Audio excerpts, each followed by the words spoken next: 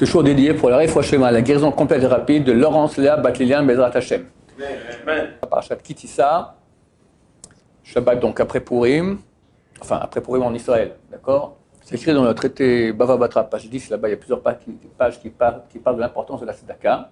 C'est écrit que Moshe Rabbeinu a posé la question à Hashem. Comment faire monter Ker Israël? Comment faire monter le niveau du peuple d'Israël? Après qu'ils ont fait le veau d'or, Parashat Kitissa, ils auraient fait du veau d'or. Comment faire monter le niveau du peuple d'Israël? Ils doivent réparer ce péché terrible. Jusqu'à aujourd'hui, on paye les pots cassés terribles de ce péché-là. Alors Dieu lui a dit, par Kitissa.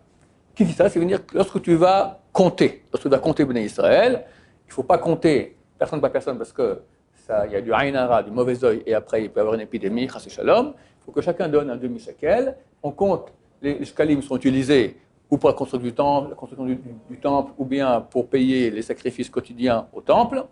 Et on compte le nombre de pièces, chacun donne un demi-shekel, un demi-cycle, et ainsi on peut compter le nombre de juifs qu'il y a dans le peuple d'Israël.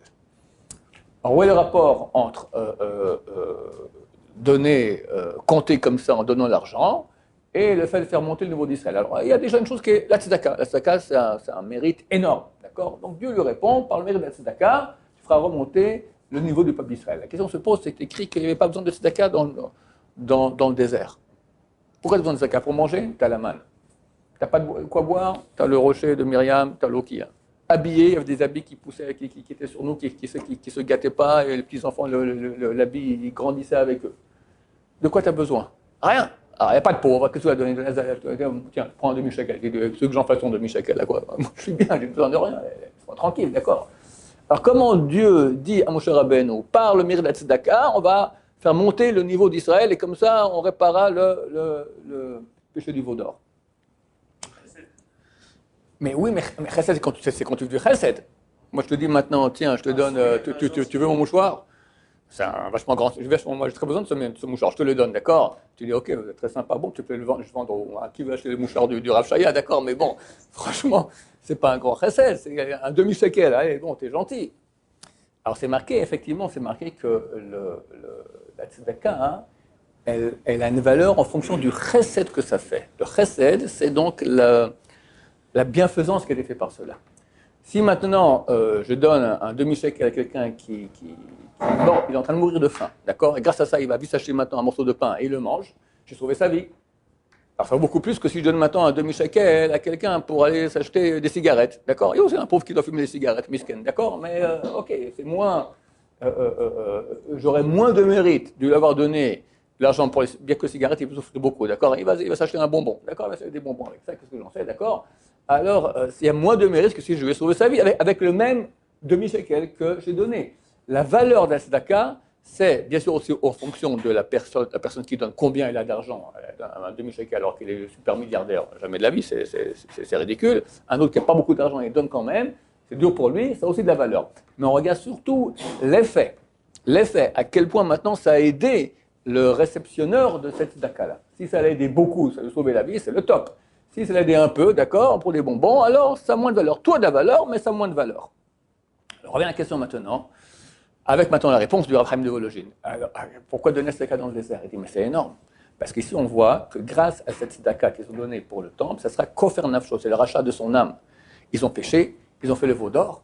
Donc, grâce à ce demi-shekel maintenant qu'ils donnent, ils font un rachat de leur âme. Maintenant, le pauvre dans le désert, il n'a pas d'argent. Il n'a pas besoin d'argent. Il est habillé, il est nourri, il est blanchi, tout va très bien.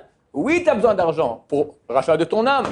Et c'est un grand chesed. Quand je donne un demi-shekel maintenant à quelqu'un qui n'a pas du tout d'argent, grâce au demi-shekel qu'il va donner maintenant au temple, qu'est-ce qu'il va gagner? Le rachat de son âme. Donc il gagne énormément par cela. Et ainsi, on pourra faire monter le niveau du peuple d'Israël et réparer ainsi, pas complètement, en tout cas réparer déjà passablement le veau d'or. Un autre édouche très sympathique, qui est écrit dans le Midrash Tanchuma. C'est marqué ici, Kitissa et Rosh Bnei Israël. Lorsque tu voudras compter, lorsque tu compteras la tête des Bnei Israël, l'Ifkudehem, lors de leur dénombrement. Alors, le Midrash dit comme ça, lorsque tu compteras la tête des Bnei Israël, c'est qui les Bnei Israël? Les Bnei Israël à la base, c'est les fils de Yaakov Avinu, qui est surnommé Israël. Rouven, Shimon, Lévi, Yehuda, les 12 tribus, d'accord? Alors tu vas compter leur tête. C'est quoi la tête? Tu tu vas compter le premier mot de chacun des fils de Yaakov. Rouven, c'est Resh. C'est ça la tête. La tête, c'est la première lettre du mot. Rouven, Resh. Shimon, Shin. Lévi, Lamed. Yehuda, Yud, etc. Alors, Lévi n'a pas été compté ici. La tribu de Lévi n'a pas été comptée. D'accord? On a été compté que les autres tribus.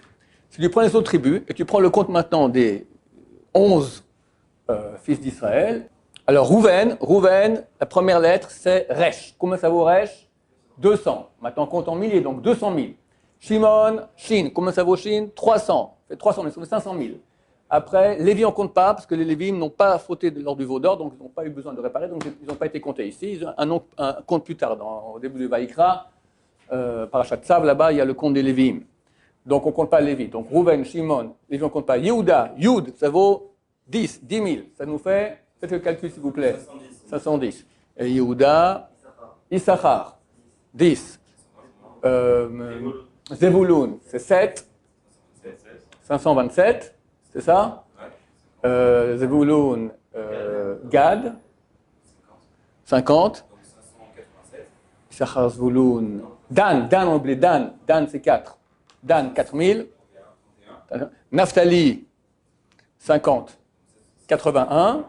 Gad, 3, ça nous fait 84.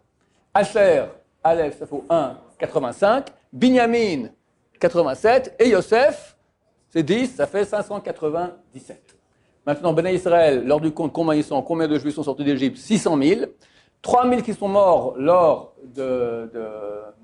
lorsque Moshe Rabbeinu descend du Mont Sinaï, il voit qu'ils ont fait le veau d'or, donc il dit 1000 Hachem quitte avec moi, et ils ont tué 3 000 Juifs, donc 600 000 moins 3 000, ça nous fait 597 000, exactement le chiffre qu'on obtient si on compte les abréviations, donc première lettre de tous les enfants de Yaakov, Béné Israël. Baruch Adonai, l'olam, amen, amen.